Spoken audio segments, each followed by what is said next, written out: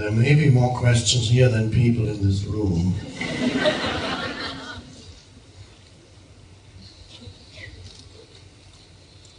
But I'd like you to know I never throw away any questions. And I won't throw these away either. This, of course, partly explains the clutter in my two-bedroom apartment.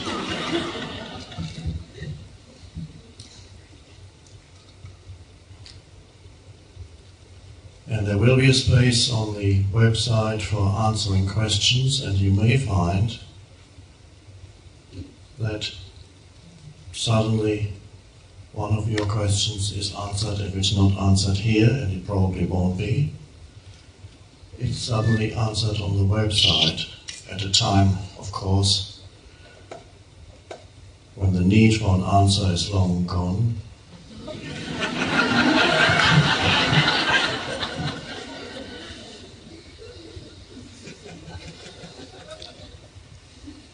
Because you found your own answer from within, or the situation has dissolved, or the question itself has become meaningless.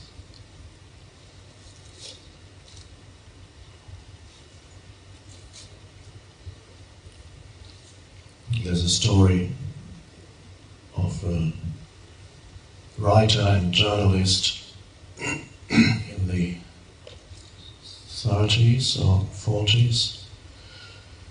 He visited the Indian sage Ramana Maharshi to write a book about wise men in India. And he had a list of questions prepared to ask him, very intelligent questions. Paul Brunton was his name.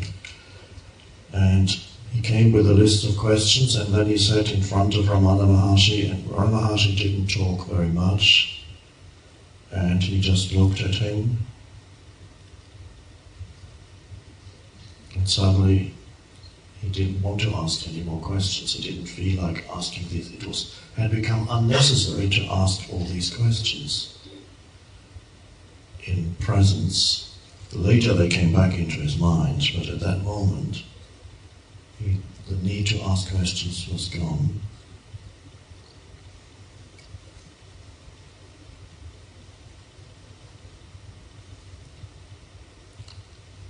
I briefly looked through some of the questions, and I've seen several themes emerge, quite a few questions that are of a similar kind, and I will address some of those themes.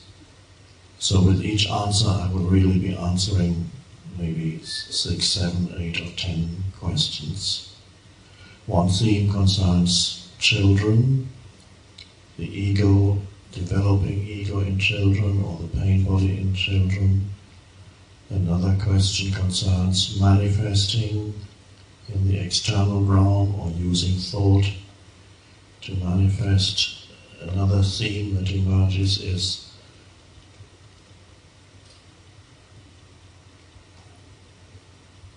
reincarnation. And of course many questions about the pain body, very interesting subject, and the mind and the ego.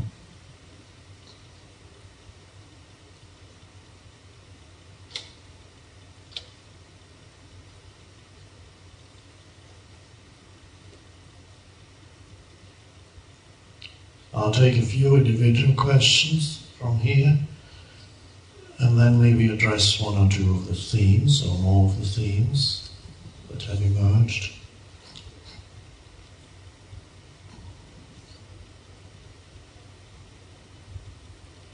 I've been hearing voices and diagnosed with schizophrenia since I was 15. I don't believe I have that. I can't read that. At first the voices were okay, but now they are constantly everywhere I go. I realize now that my thoughts and beliefs have so much to do with everything that happens in my life. How can I get back to my real world, keep what I now know when I find it so hard to think what I want to think and believe, what I want to believe in. They seem to rule my life, those voices. That is really a more as an amplified form of normal voice in the head, which is thinking. And this is, of course, becomes greatly amplified. Everybody has a voice in their head, the normal thought processes. With this condition, the voice has an autonomy and an insistence that in normal conditions it doesn't usually have. The secret then here is very similar to the secret of not identifying with your normal compulsive thought processes, and that is to disregard, especially for you, the questioner, to disregard the content of the voices, to disregard whatever the voices are saying, to acknowledge that here is a thought arising in the form of a voice, and not to engage with it, to be the space for it, rather than getting interest in it or believing that it has something important to say, which of course it wants you to get engaged, to feed it more energy. So to simply be there as the witness of the voice. Content, regardless of content, don't pay attention to the content. Witness the voice. The voice wants to draw you in. So if you disregard the content and just acknowledge that here's the voice arising again, the voice will become frustrated, and after a while it will subside. It could take a while, or it could happen quickly. Those of you who have seen the film A Beautiful Mind, which is based on real events of a mathematician who saw delusions. He saw people that were not actually there, and those people talked to him. They looked totally real. And those people insisted that he need to take certain kinds of action and they need to pay attention to them. And for several years he didn't even know that these people were not real. He didn't know that that was a condition in his own mind. Interestingly, neither did the viewer, does the viewer of the film know it at that point. And then somehow, somewhere in the middle of the film, suddenly he realizes that he's seeing these beings. One is a little girl and then another somebody else. And he realizes their illusory nature, and then gradually, although this is not actually spelled out in the film, but you can see what he does by watching the film, he witnesses these people, but he does no longer interacts with them, the illusory people. And then gradually they withdraw, gradually they no longer impose themselves in his life. So it's a very powerful thing not to become, and this applies also to anybody who has very insistent, repetitive thoughts, perhaps sometimes obsessive thoughts, which can happen to anybody from time to time. Not to follow the thought, just realize it's a mental formation is arising. Be the space for it. Content, unimportant. It will say something, it doesn't matter what it says. But the important is to be there as the witness. That takes the power away from that kind of compulsive thinking.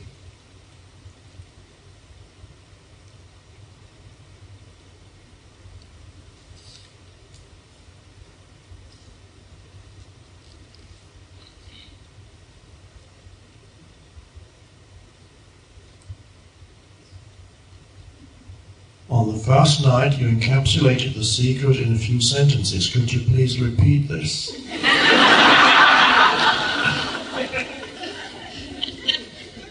Too late.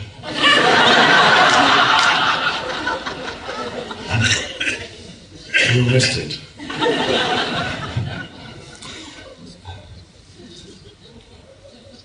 No, you didn't miss it. I'm sure you didn't miss it. I'm keeping this open. I may briefly return to the secret and the end as our final meditation.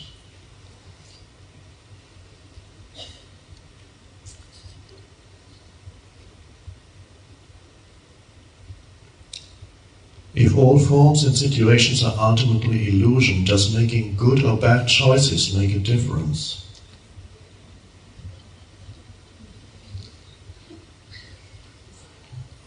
I don't think I said that all forms are illusions. They could be looked upon as illusions from a deeper perspective. And what makes a bad choice a bad choice? It draws you deeper into illusion. And really, ultimately, that means suffering.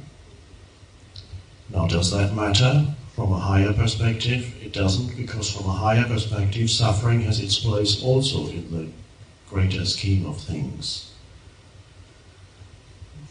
For you, the question is whether you want to come to the end of suffering in your life, or whether you need a little bit more. Are you fed up with suffering? If you say, I don't mind if I suffer anymore, that could be a way out of suffering. If you don't mind, that means you're in a state of surrender.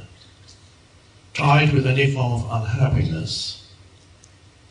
Unhappiness, whatever form comes. What happens to unhappiness if you say, this is what is, I don't mind being unhappy. I'm just unhappy. Unhappiness won't be able to survive in you.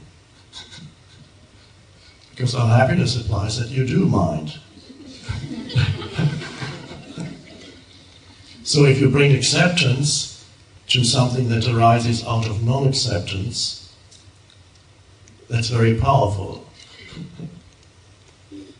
So whatever condition it is, if you're fed up with suffering in a good way, then just say, I accept this moment as it is, no matter what form it takes. If it takes the form of unhappiness, there it is, it's okay. And quickly you'll find a shift. Because then you become, through acceptance, you become the space for whatever arises. You're no longer trapped in the form that arises. Whatever that form is, a thought, an emotion, a thought pattern.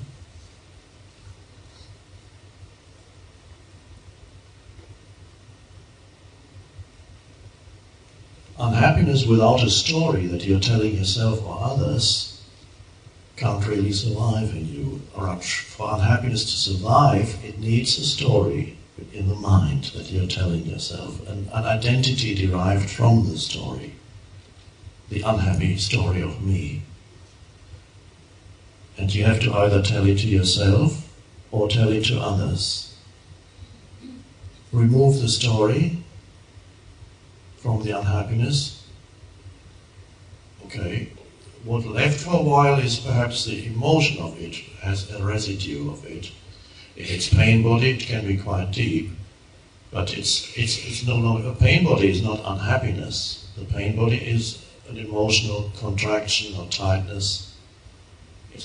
Only if you add a story to it, then it becomes an unhappy self.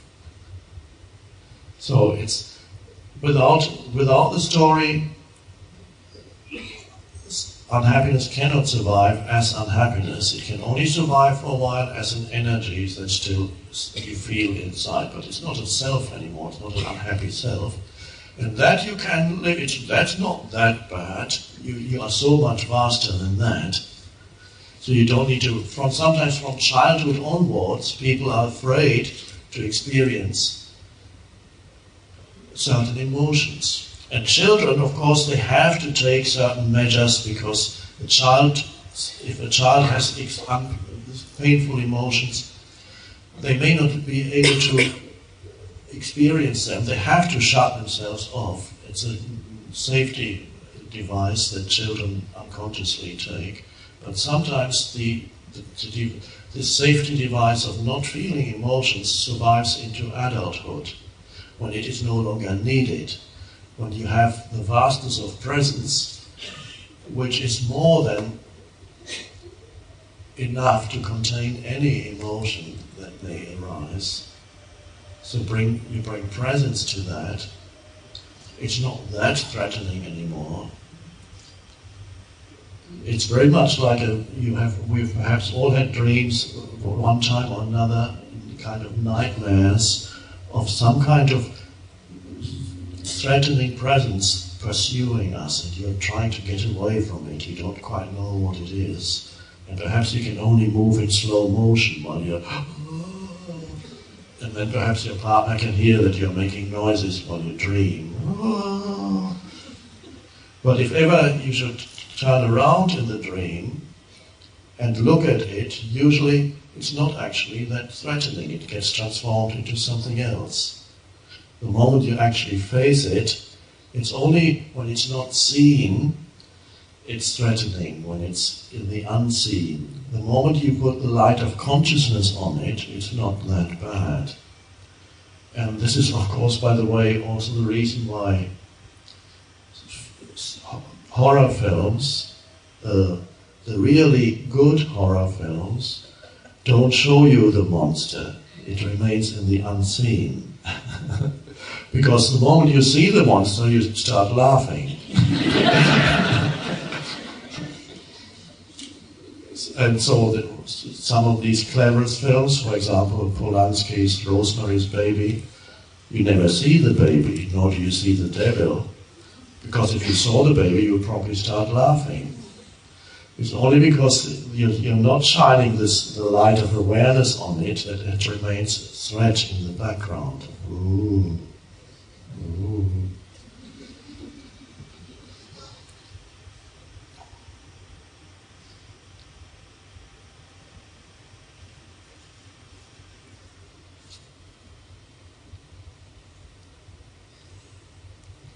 Slightly humorous question. Tonight my mother will ask me, what was the seminar about? What do I say?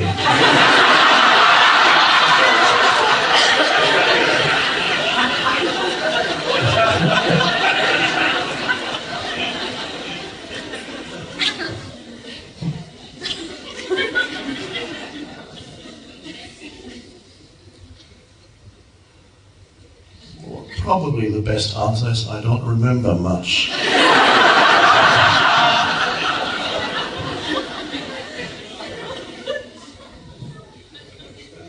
Because the power of it doesn't lie in what you can accumulate with your mind. It's not knowledge. It's not knowledge-based. So to say I don't remember much, that's a good sign that it has been absorbed on a deeper level, rather than on the level of the mind. And if you took a few notes, that's fine, don't feel guilty about that.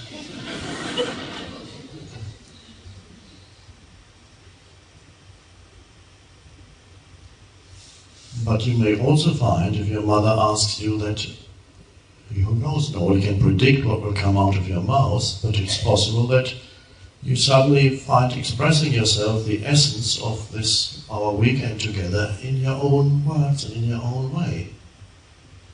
It's not repeating what I have said, but suddenly the essence comes through your own mind. It's not in the mind, but it comes from the realization of presence, and then it uses your mind, and then the mind formulates words, and you find yourself explaining, for example, to your mother, that there is no past and future.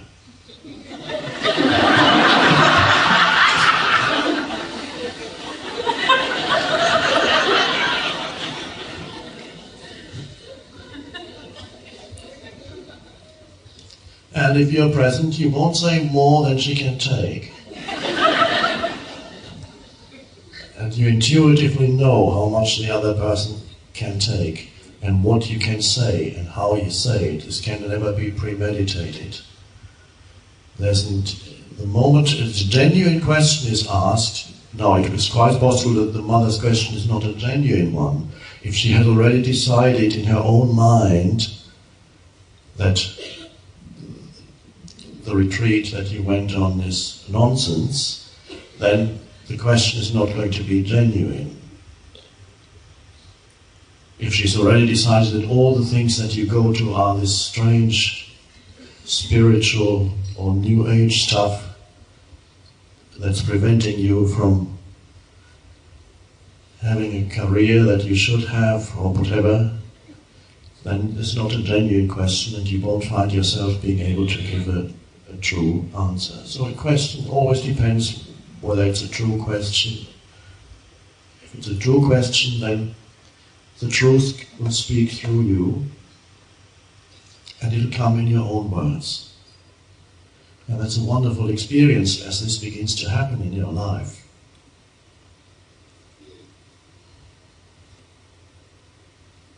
And you, as you teach, you learn.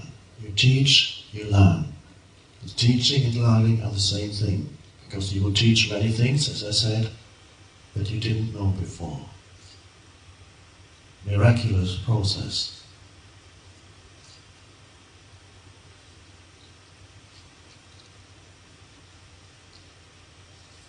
One of the themes, as I said, is reincarnation.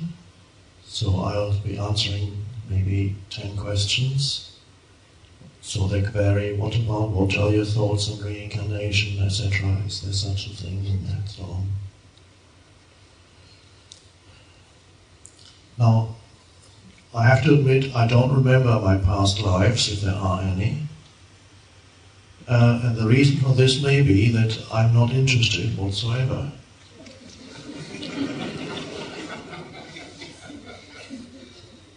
If I were interested, perhaps I would begin to remember. Whatever my past lives are, they would be stories of identification with form.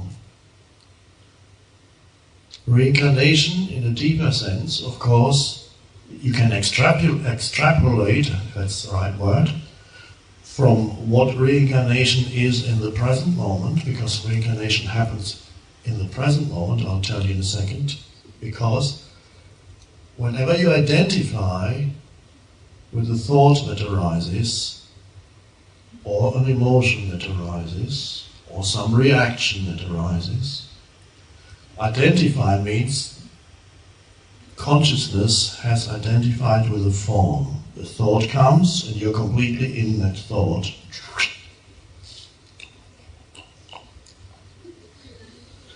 At that moment, consciousness has reincarnated into a new form. The reincarnation is identification of consciousness with form, unconscious identification. Consciousness dreaming the dream of form.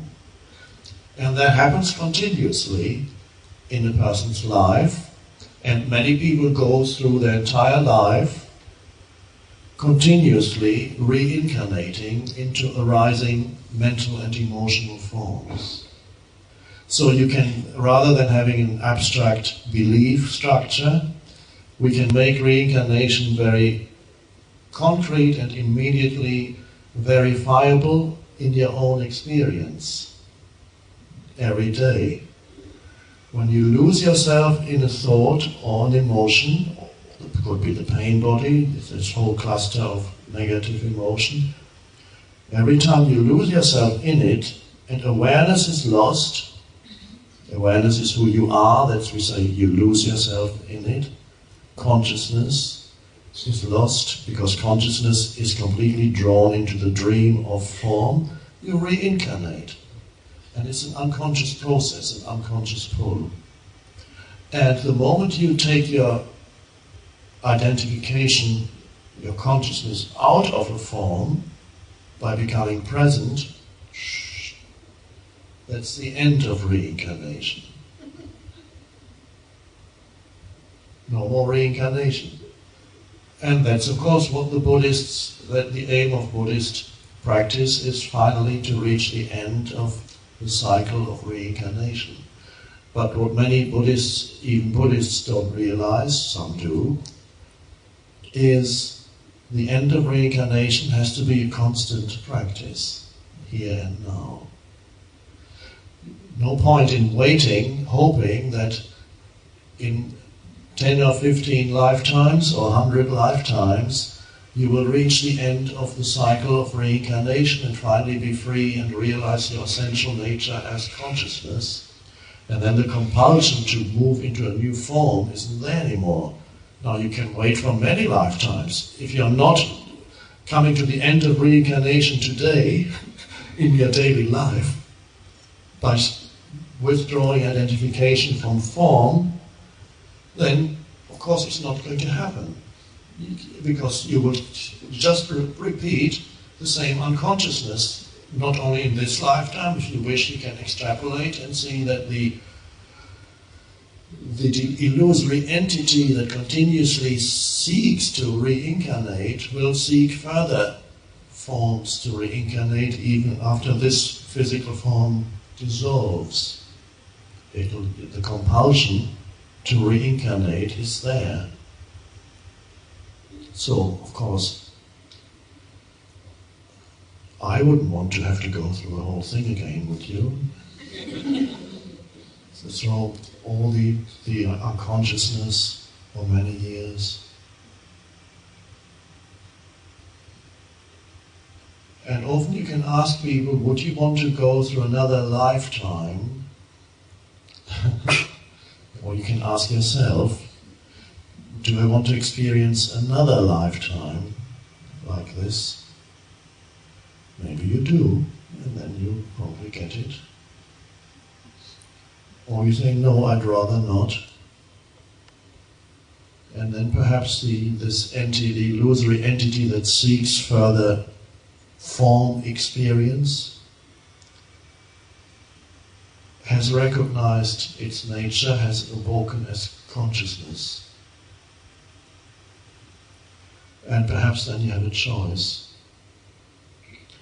And then if you reincarnate, it's by choice not to experience more of the same, but perhaps to bring in a different energy into this world. That's the bodhisattva idea in Buddhism, somebody who comes back, although he or she doesn't have to. The essential thing is to make it very concrete and rather than having certain belief, to recognize it's here, and the awakening is here and now, and has to be here and now. And the end of reincarnation also has to be a continuous practice and realization. If you come to the end of that, then you don't have to go through another cycle of suffering. I'm sure of that.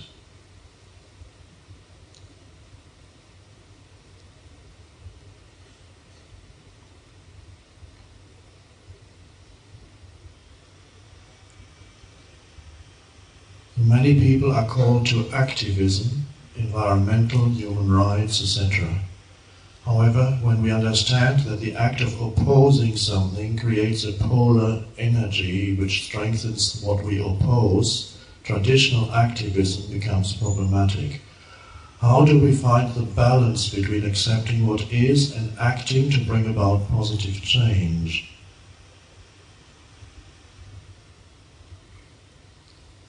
Yes, that is very important.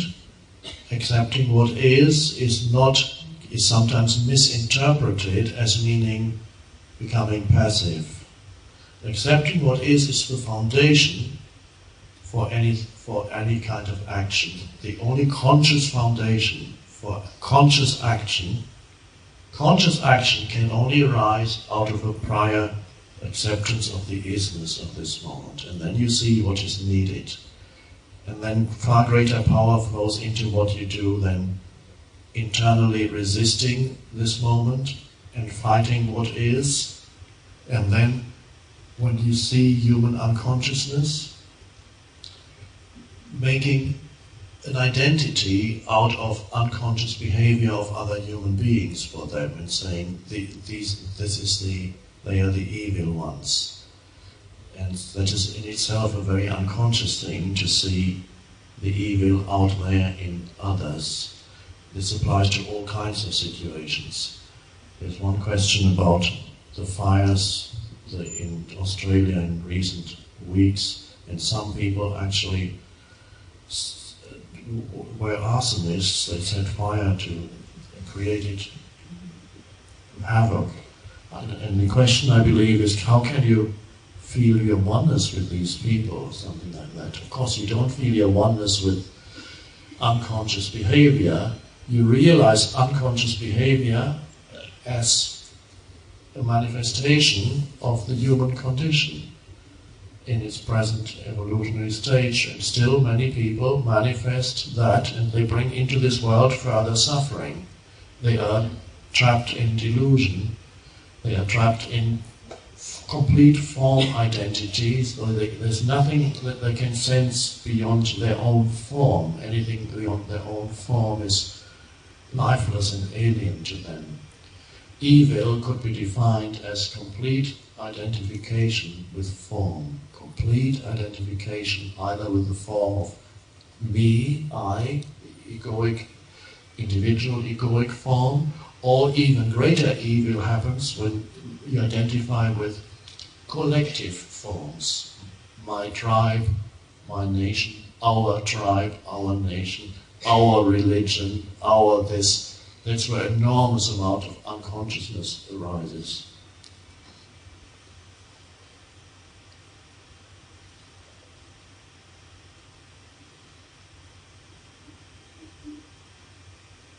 I find it quite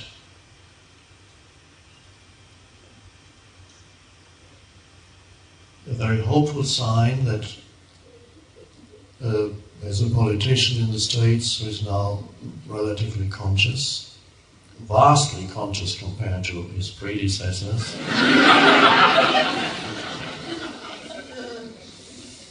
Virtually a Buddha, really.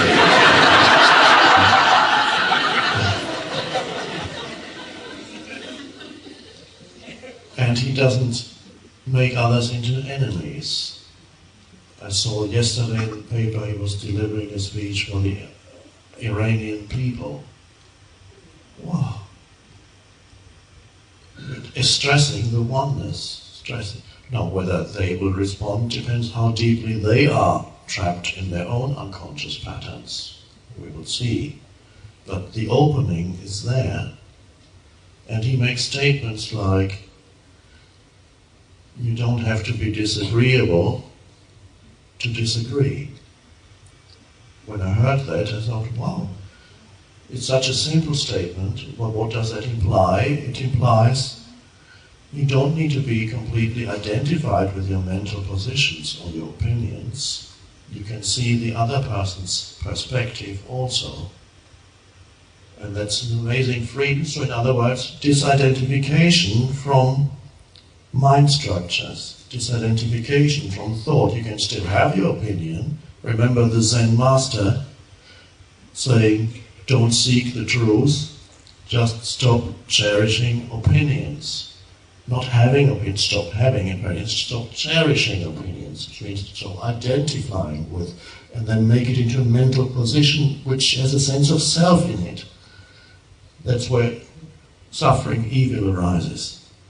So you don't have to be disagreeable when you disagree, implies you don't have to be identified with your mental positions, and then you're able to speak to the other without being totally trapped in your mind. Another dimension, when you're not identified with the mental positions, some of that dimension of the unconditioned consciousness, of course, maybe he knows that, but he wouldn't be able to say that. Of course, they'll say he's mad if he talks about the unconditioned consciousness. I can do that. But he can't go to a press conference and talk about the unconditioned. They would say, oh, he needs to be impeached, he's gone mad. But he can live it, he can practice it. And so that's a very hopeful sign. And he does not, you can see how he does not create enemies, he does not oppose. Is he going to change the world? No, not one person is going to change the world. Only a shift in consciousness is going, the collective consciousness is going to change the world. But this is a hopeful sign. This would not have been possible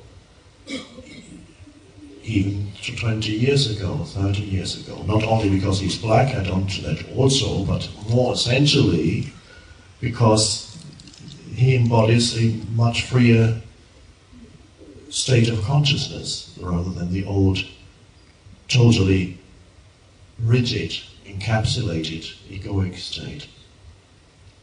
So whenever you are engaged in any kind of activism, the energy has to come from a basic place of peace, and which is powerful, not a state of hostility. And so, rather than fighting this or that, you can sometimes all that's needed is to state the truth, to show, for example, disseminate information. This is how it is. This is what happens when they do this. It has those consequences. That happens, and address it in a neutral way. Don't personalize the unconsciousness of others and make it into an identity for them, and then you're fighting that identity. So your primary purpose then is always the inner purpose, is to be coming from that state of the unconditioned rather than the reactive mind. And also many insights come in that state of what you need to do, what the next course of action is, realizations. 2 or 3 questions were on decision making, and as presence grows in your life, decision making in the old conventional sense diminishes, because decision making in the old conventional sense is to list points in your mind. This, if I do this, then that will happen. If I do that, that will happen. And sometimes you can't make a decision because on the one hand you have all these yeses, on the other hand you have all these no's. Oh my God! And then one talks to the other, and then you're paralyzed, don't know what to do. And you can be. Some people are trapped for years. Should I leave my job or shouldn't I leave my job? Well, if I do, then what will happen? Yeah, but on the other hand, if presence arises, increasingly you find a different way. It cannot be called decision anymore. It's a sudden, deep knowing or realization of what it is that you have to do. It's very different. It's not the impulsive thing that sometimes comes even when you have an ego, a very impulsive thing that says, I'm going to leave you, not coming back. And of course, maybe the next day you're back. It's not that impulse. It comes from a deeper level, and you recognize it. You can differentiate it from compulsion by sensing its energy field. It's a peaceful thing that comes with realization. It's not many impulses of the ego come out of a restless, nervous, or fearful state, and then suddenly some impulse comes. I'm going to give up my job and move to wherever. And then it was a reactive thing. I wouldn't do that. But an impulse that comes out of presence is peaceful and deep and powerful. And there's a knowing, and that may come suddenly too. As I mentioned perhaps before, you may be at your place of work where you have tried to surrender and you couldn't, because the environment is just too insane. Everybody is under dreadful stress, and they're accusing you that you're not in stress. You may find one day you are sitting in your office and suddenly a deep knowing comes and you walk out. Or something else happens. Or you pick up the phone and suddenly something much better arises.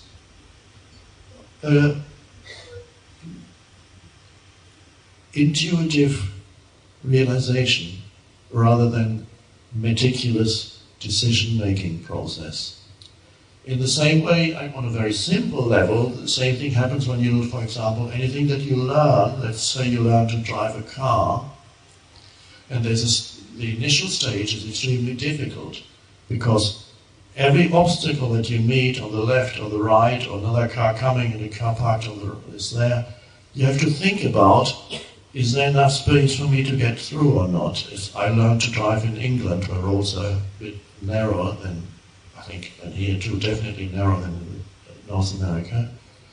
And so very often there's a car parked there, and the car can't be in the option. I got paralyzed. The instructor was sitting next to me. What do I do? What do I do? I was already fairly old when I learned to drive. And he would say that I was a hopeless case. And when I passed the first attempt, he was speechless. You passed?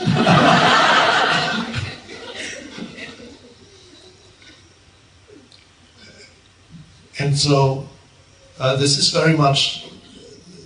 also perhaps the reason why even the most powerful computer would not be able to drive you, if you built it into a car, would not be able to drive you from one point in the city to another point in the city.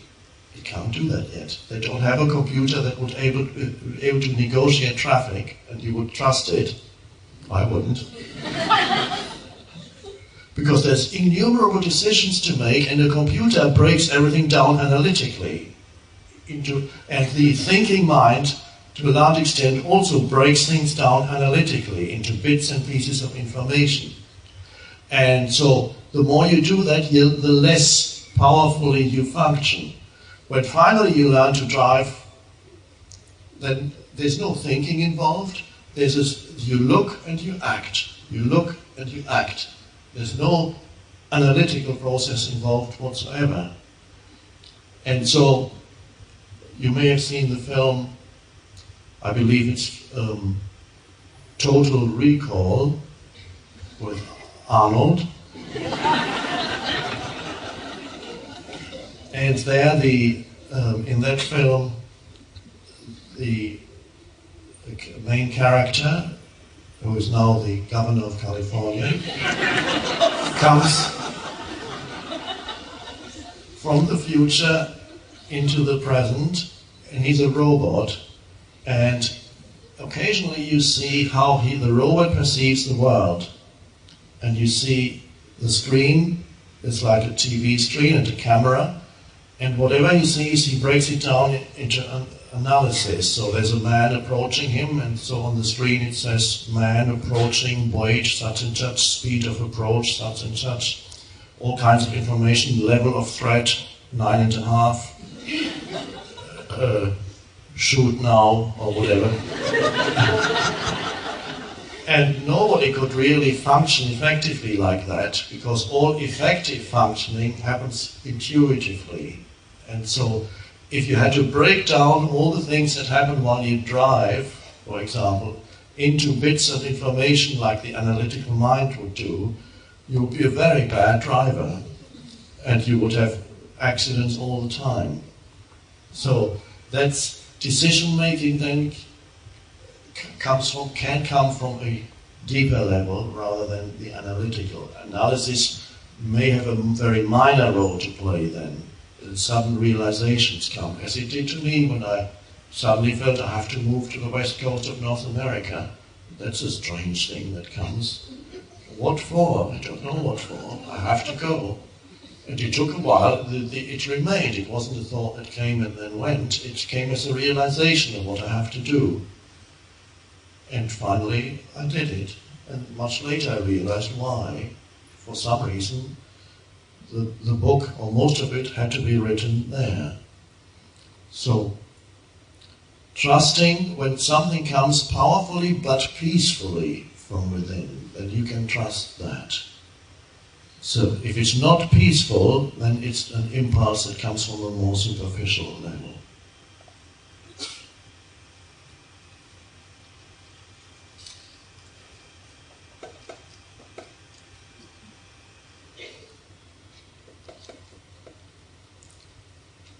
The Christian religions give a lot of importance to forgiveness. Could you explain your views, please? Thank you. And that is essentially what I've already pointed out, and that is not confusing the mechanical or unconscious behavior of another human being with who they are. Not to construct an identity for them out of their unconsciousness and say, this is who they are. This is not who they are in their essence, no matter how unconscious their behavior is. They are simply manifesting a certain state of unconsciousness that is still there in the human energy field. It is not ultimately personal. Now, this does not mean that they do not suffer the consequences of their unconsciousness. And this is part of the awakening process, that you inflict suffering on others and yourself. It usually goes both ways. You inflict suffering on yourself, you inflict suffering on others. You make yourself unhappy, you make others unhappy. To the point of violence. And individuals do it to themselves and each other. Tribes, countries do it. It's the same pattern that operates.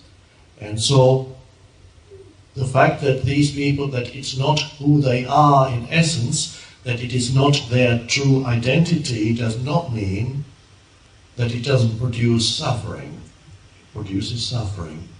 And so through the suffering inflicted and suffered, eventually an awakening happens.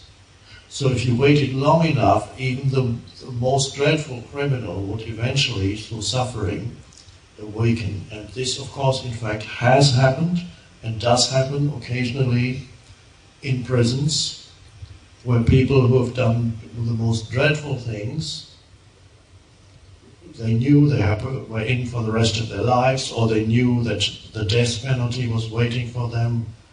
And in some cases that I am aware of, the entire structure of their unconscious identity collapsed, and a beautiful, peaceful being suddenly emerged.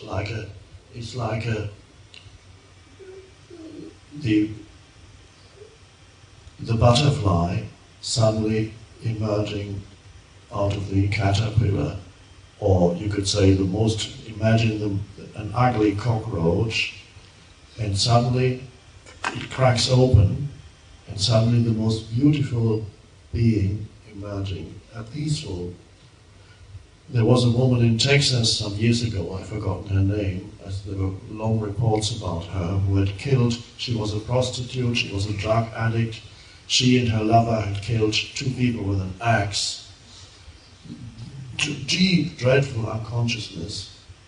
And then she was on death row for many years. And at some point, something happened to her, and a very peaceful and loving being emerged out of that. She interpreted it in Christian terms, like sensing the presence of Christ, which is, of course, Christ is Christ, or one of the names we can give that true essence of who you are. And so, in the end, she got executed. But it was a wonderful thing to see that transformation, that it's possible. It can happen even to the most unconscious, violent humans.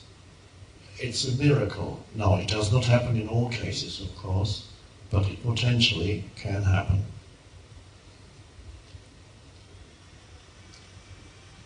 That reminds reminds me when I saw a picture, a slightly humorous remark now, when I saw a picture of Mr. Madoff being led to the courtroom, he looked quite peaceful.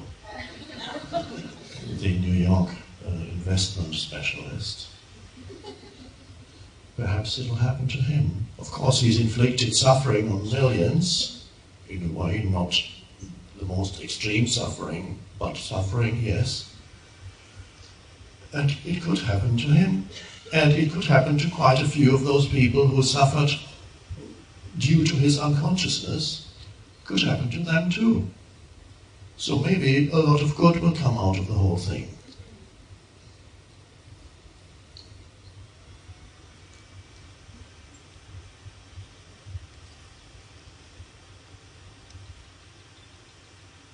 I have an illness. How do I handle it? Do I be positive or surrender to it as a witness? Now, there is no contradiction between being positive and surrendering to it as a witness. It's not either one or the other. Surrendering is a very positive thing. But surrendering is not surrendering to the idea that you have an illness. It's not surrendering to this conceptual identity of yourself as a person who carries that illness. That's not what surrender means. It's more simple than that. Surrender means to surrender to whatever the condition is at this moment. So how does the illness manifest at this moment? It may manifest in the now, the only place there is. So it could manifest as weakness, it could manifest as disability, it could manifest as pain, and one or two other ways. And so that's how the illness manifests, and that's what you surrender to, which means you accept whatever form this moment takes, and if that's the illness, but you don't need to call it illness in the now. In the now, it's only whatever symptom arises, whatever it is that you feel. So you don't surrender to the idea that you are ill. That's a whole thought structure. You do what you have to do, you seek help, and so on. The important thing that surrender applies to this moment only. So if you surrender to the idea that you have an illness, that is not an advisable thing to do, because that could easily prolong the illness in your mind, because you form a conceptual identity of yourself who is ill.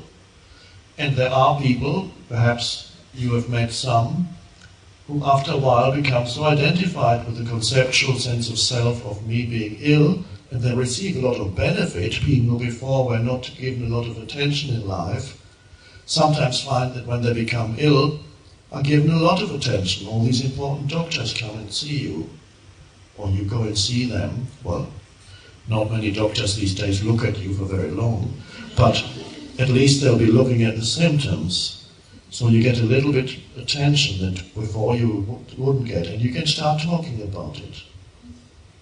And gradually a conceptual identity forms that you are this person who is, I'm a sufferer of such and such. That's a dangerous thing. Of course you know there is an illness, but not identify with the concept of an ill person. Just surrender to this moment as it is. Then I have seen reports of healing, that healing, usually when healing happens, surrender to life is an important part of it in most cases. So I would not go along with the Western idea of making the illness into an enemy. We have to fight the illness. There's far greater power not in accepting the illness, in accepting this moment. See whatever manifests within you at this moment. And with that acceptance comes also healing power, because there's spiritual power coming into your life. So don't confuse then acceptance with accepting that you are an ill person. Just go into the now and see what is. Be the space not for the illness. Be the space for whatever symptom arises in the now, the pain, the disability, the weakness, whatever it is.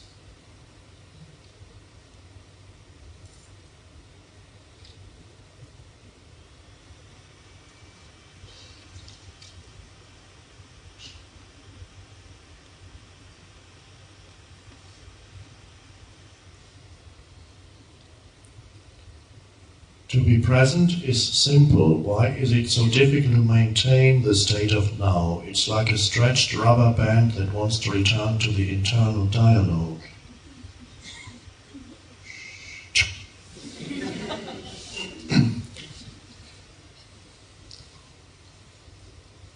Well, that's an interesting analogy.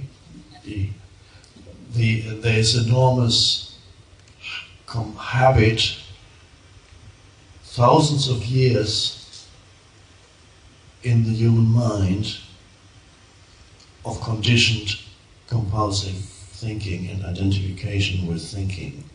So that's a deep-seated habit pattern of the mind. It has enormous momentum, but is not more powerful than the arising presence now.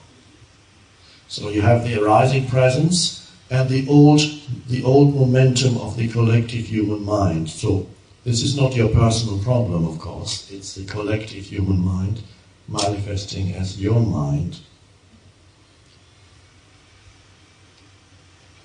Many of you are at that stage where you shift, you're in two different states of consciousness. One, sometimes you feel drawn back into identification with thinking, then waking up out of thinking,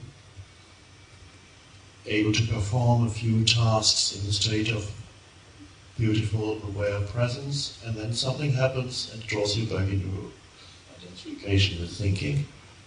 And then you wake up a few hours later or days later. Oh. So you live in two worlds, many of you, where you are then at a transitional stage of human consciousness. This is where we are actually at as a species. A transitional stage where one stage, what we could call the egoic stage, has outlived its purpose and usefulness.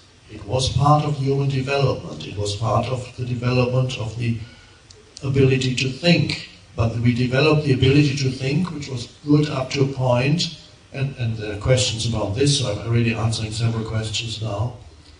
We developed the ability to think, which was an incredible thing, and then gradually we lost the connectedness with being.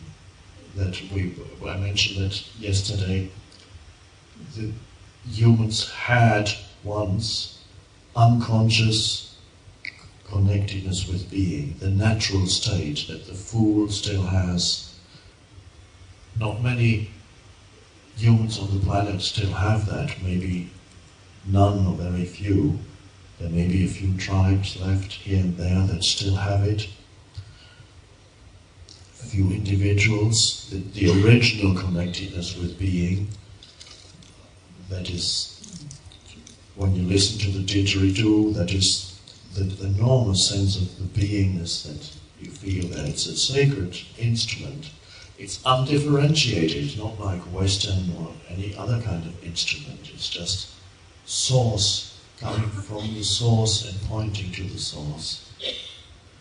And so then we moved to thinking, and as we moved to thinking, gradually more and more of our identity became trapped in thinking. We lost touch with this connectedness with the source, or it became obscured. And so we moved thinking more and more, ego developing more and more, until finally when some evolutionary development has reached the end of its usefulness, it becomes dysfunctional, very dysfunctional. Just as the caterpillar becomes dysfunctional just before the butterfly emerges. It just doesn't work anymore. As life as a caterpillar, it just doesn't work anymore. becomes completely dysfunctional.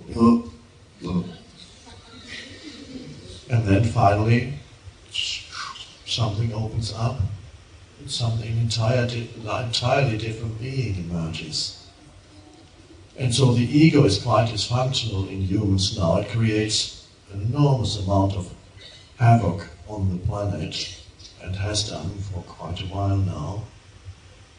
And not only become dysfunctional, because of all the technological and scientific advances, the dysfunction of the collective ego becomes amplified, because it becomes amplified through the power of science and technology. So we have the same consciousness that we had when we were only able to use wooden clubs to knock the enemy over the head with.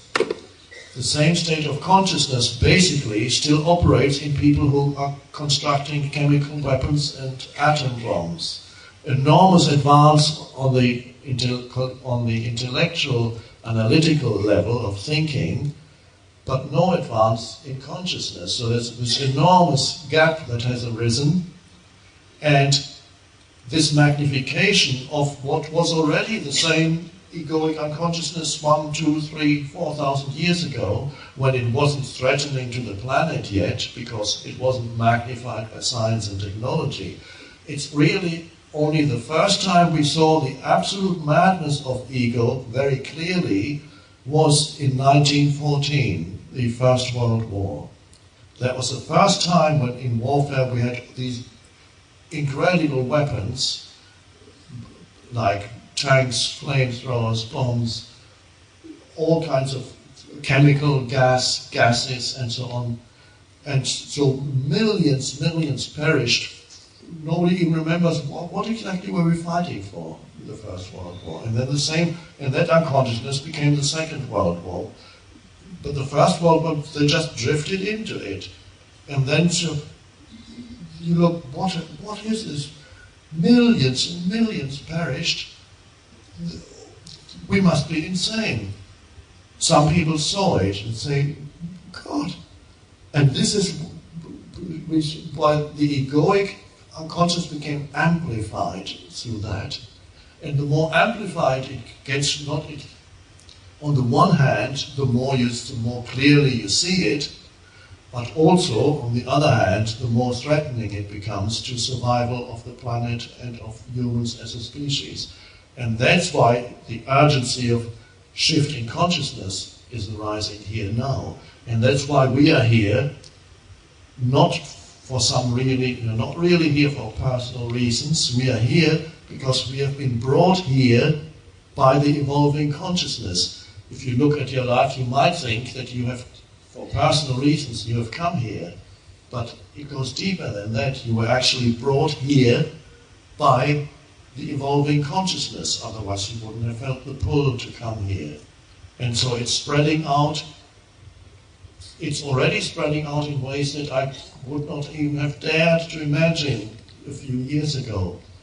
That Oprah talking about the transformation of consciousness on and millions of people tuning in, and even if they don't get to the depths of it yet, there is an initial opening for them. And something within responds. And they say, oh, my life is beginning to change. There's so much more peace, so much, my relationships are changing, there's so much more aliveness. I perceive everything so much more clearly. So the shift is happening, but let's not underestimate the enormous momentum that the old consciousness, the old egoic, still has in us, and you can see it in the world, and you can sometimes see it in yourself. And this is what the questioner really talks about. So it's a question of there's nothing you can do as such. You can invite presence into your life, but to invite presence and say, okay, my choice is to be here and now and be the space for what arises in this moment. That's beautiful, but you have to remember that that is possible. If you're very identified with mind structures, you won't even know that anymore that that is possible, nor would you even want to be present when you're totally in the mind. The mind wants to have more of the same stuff, more of problem making. I need to think more about my problems now. No, I don't want to be present, I have no time for that. Don't talk to me about presence. I've got so many things to deal with, got so much on my plate.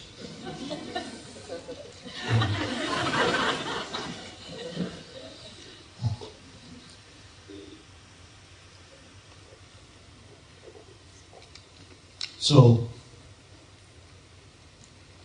the momentum, yes, it's still there, but don't underestimate also the arising presence, it does not take, as it says in the Course in Miracles, this consciousness, state of consciousness we have been trapped in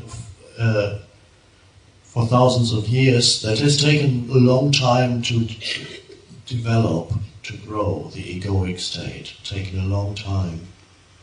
And that's why Course in Miracles says, it has taken time to misguide you so completely, but it takes no time at all to be who you are. And that's the beautiful thing, because if it takes just as long to undo the ego as it did for the ego to form, that would be dreadful.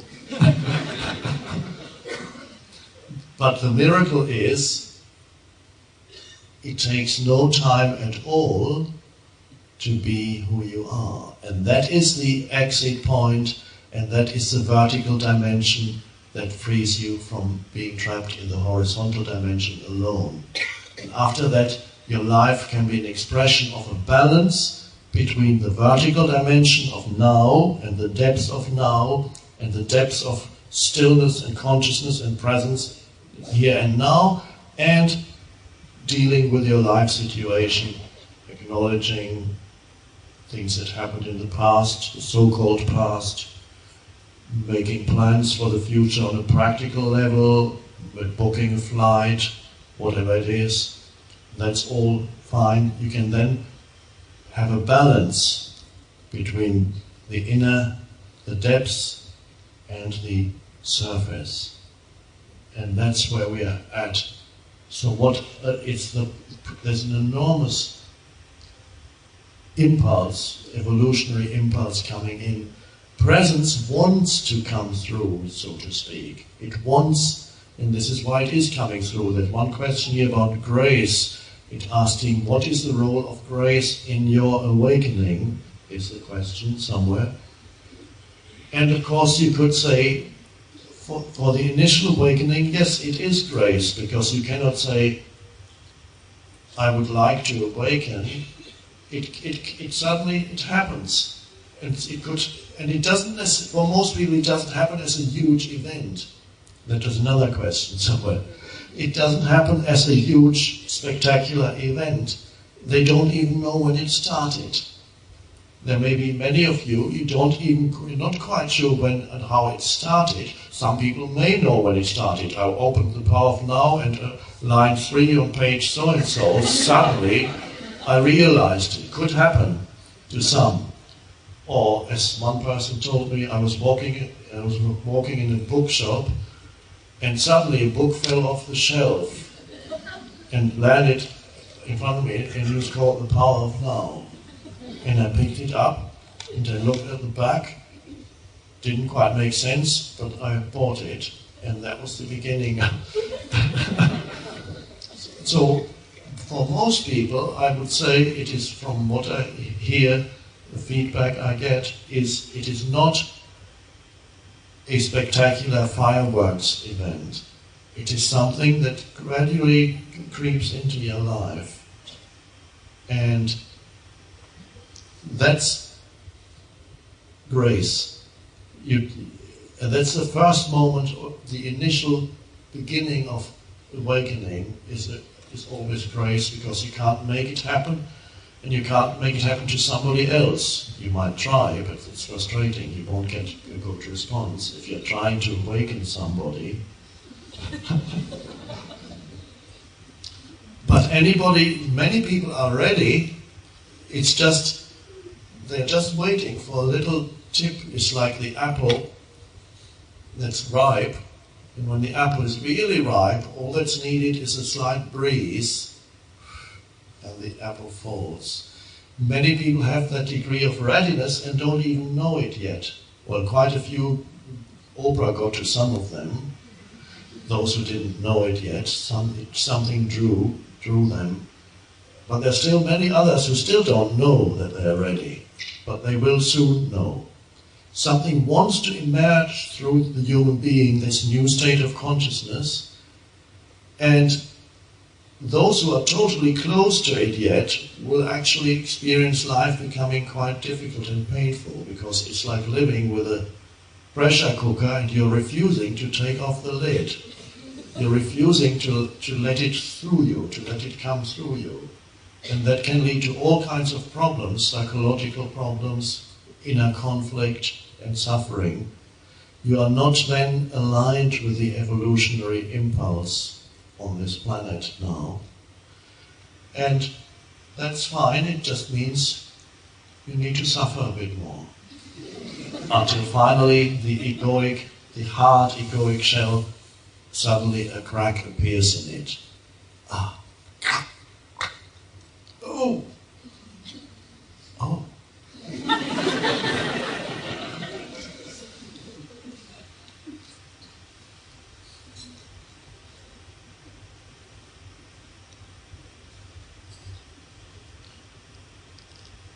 I have both a strong pain body and decades of increasing presence. To keep from descent into hell, I have avoided intimate relationships. I am good with missed planes and bad news, so-called bad news, so I'm not reactive. The questioner says, I'm good with missed planes, means I can surrender there, or bad news. It's just people that provoke this self-destructive aspect. Many people can sympathize with you.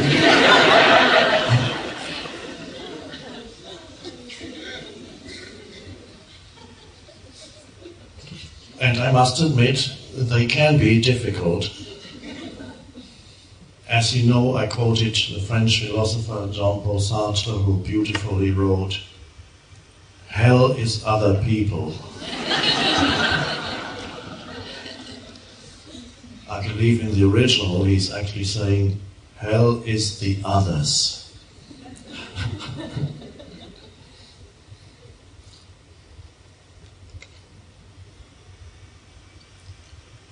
Well, as the questioner says, there's already increasing presence in your life. It's just in relationships, in intimate or close relationship, it's not yet manifesting, or it becomes obscured, so it seems.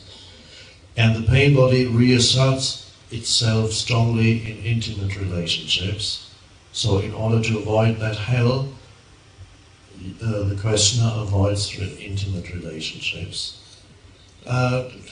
Start working on less intimate relationships, like colleagues or whatever, if you have colleagues at work, or more casual acquaintances or casual friendships, and gradually see if you can stay present and see what it is in you, catch the reactive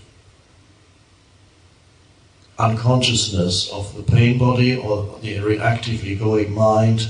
And so instead of seeking some kind of great relationship, regard relationship as a practice ground for seeing if you can sustain presence in, not in the most intimate relationships, but in relatively superficial, I wouldn't say superficial, because when you're present, no relationship is superficial, but in the non-intimate relationships where you're not close living together or spending a lot of time together. So gradually work your way through and see if where the pain, does your pain body, for example, does it arise when you have a relationship with a short relationship with a waiter, meaning you're ordering your food and you exchange a few words. Okay, if you can be present there, that's good, that's one step. Then you do the next thing. Then let's say it's the manager in your apartment building where you work. You have a little bit longer. Okay, no pain body yet, or maybe the threat of pain body when you said this or that. And then you have your neighbor. You visit your neighbor perhaps and see. Don't stay for too long. Have a cup of tea or coffee together and regard it as a testing ground for sustaining and observe at what point in your interaction with your neighbor there is a lessening of presence. You have to be there, or the pain body, some emotional thing coming in that wants to say something, or is it something to do with wanting to assert your opinion? Is it that to assert your position? Is it something that you condemn in the other? How does the mind heal? Be there as the witness and see how you react in those situations.